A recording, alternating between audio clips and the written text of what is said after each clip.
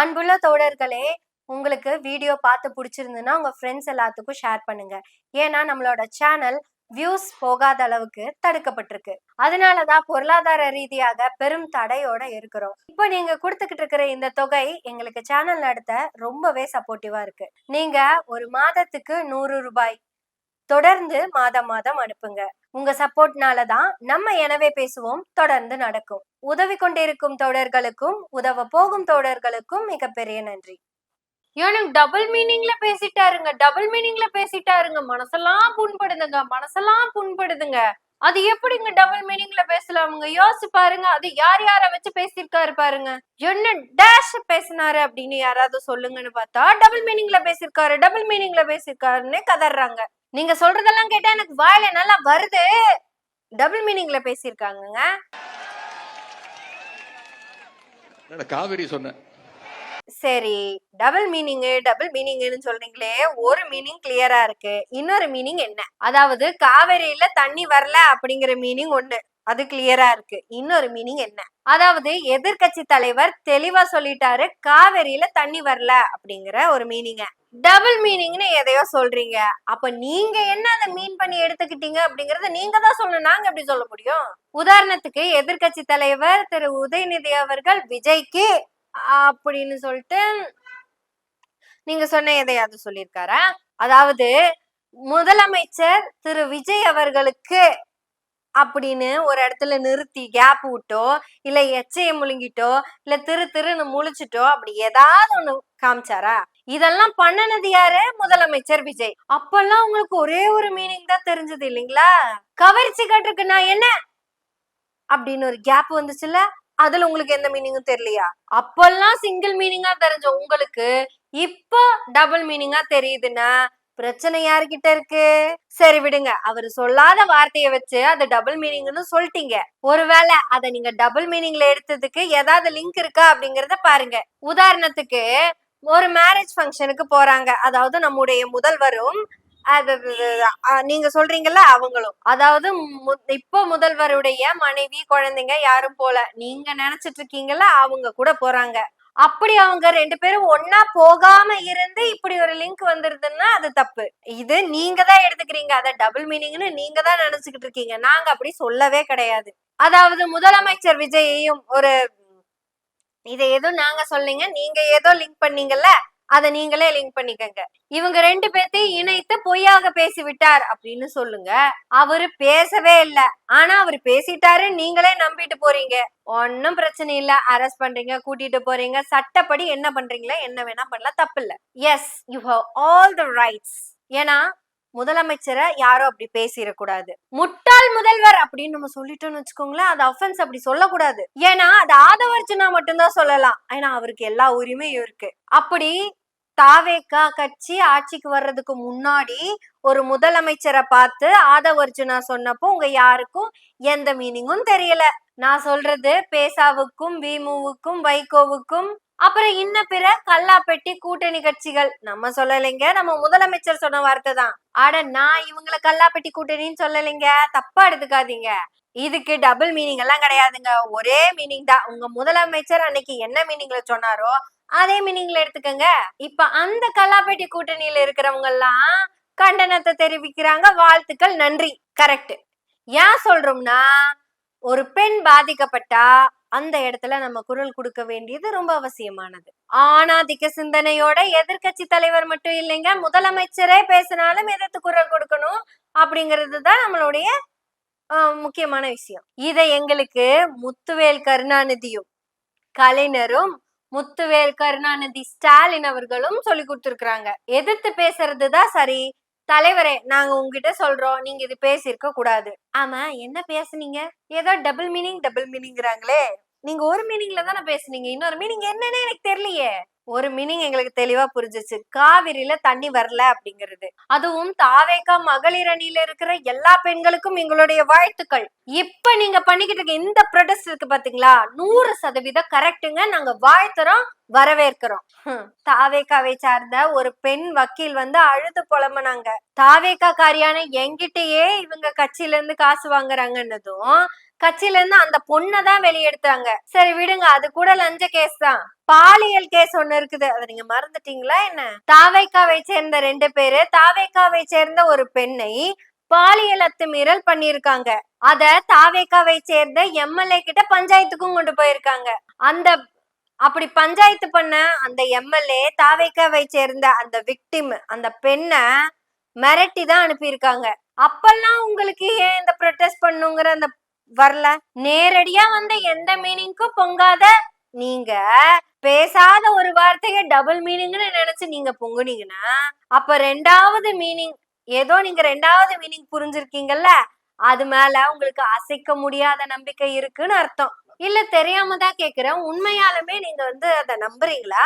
முதலமைச்சருக்கும் அந்த பெண்ணுக்கும் ஏதோ இருக்கு அப்படிங்கறத நீங்க நம்புறீங்க. இல்லைன்னா இல்ல அப்படின்னு சொல்லிட்டு போக வேண்டியதானே? தலைவருக்கு அப்படி எல்லாம் எந்த எண்ணமும் கிடையாது. தலைவரோட குடும்பத்து கூட தான் இருக்கிறாருன்னு இத நான் சிங்கிள் மீனிங்ல தாங்க பேசுறேன். மனைவி விவாகரத்து கேட்கறதுக்கு எல்லா உரிமையும் இருக்கு. கணவனுக்கும் அந்த விவாகரத்தை கொடுக்கறதுக்கு எல்லா உரிமையும் இருக்கு. அது கணவன் மனைவிக்குள்ள இருக்கிற தனிப்பட்ட பிரச்சனை, அதுக்குள்ள நம்ம போல. எங்க உதயநிதி என்ன சொன்னாரு? சட்டப்படி சந்திக்கிறேன்னு சொன்னாரா? சட்டப்படி உங்க கட்சி தலைவர் செய்யறது சரியா தவறாங்கிறத நீங்க தான் சொல்லணும். ஒரு முன்னுதாரணமா இருக்க வேண்டிய முதல்வரே பின்னுதாரணமா போறதுனாலதான் பெண்ணுதாரணத்தை பத்தி பேசிட்டாரு அப்படின்னு இன்னைக்கு ஒண்ணும் இல்லாம பொங்கிக்கிட்டு இருக்கீங்க. ஆக்சுவலா நீங்க அன்னைக்கு பார்த்திபனுக்கு எதிராதான் இந்த வேலையை நீங்க பாத்துருக்கணும். அப்ப நீங்க யாருமே அதை பண்ணல. அன்னைக்கு நாங்க த்ரிஷாவின் பக்கம் நின்னு பேசுனது நாங்க தான். நயினார் நாகேந்திரன் பாஜகவை சேர்ந்தவர் ரொம்ப அசிங்கமா பேசினார் அந்த பெண்ணை. அன்னைக்கும் நடிகை த்ரிஷா கூட நின்னு பேசுனது நாங்க தான். நண்பரா இருக்கிற விஜய் கூட நிக்கல. வேற வழியே இல்லாம த்ரிஷாவே தனக்கான பதிலடியை கொடுத்தாங்க. த்ரிஷா பாதிக்கப்பட்ட போதெல்லாம், த்ரிஷாவை கேவலமா ஒருத்தங்க பேசும்போதெல்லாம், த்ரிஷாவை நேரடியா ஒரே மீனிங்ல பேசும்போதெல்லாம் கூட நின்னவங்க, சப்போர்ட் பண்ணவங்க நாங்க. அப்பெல்லாம் வராத நீங்க இப்ப இல்லாத டபுள் மீனிங்க நீங்க உருவாக்கிட்டு வரீங்க அப்படின்னா நீங்களே உங்க தலைவரை அசிங்கப்படுத்துறதா அர்த்தமாயிராது?